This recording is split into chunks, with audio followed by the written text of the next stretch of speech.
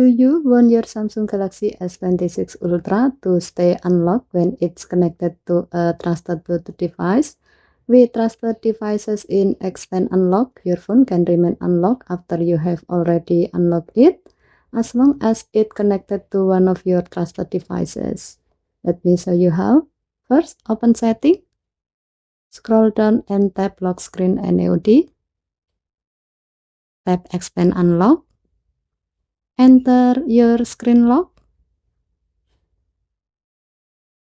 If this is your first time opening Expand Unlock, you will see a brief introduction. Tap Got It to continue. Now tap Trusted Devices. Tap Add Trusted Device. Then choose the Bluetooth device that you trust.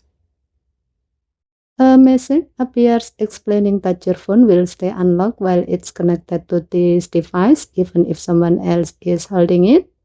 If you are comfortable with that, tap Add. And that's it. Now, after you unlock your phone once, it can remain unlocked whenever it's connected to your trusted Bluetooth device.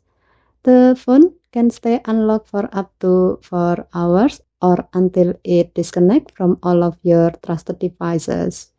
Remember, this feature doesn't unlock your phone automatically.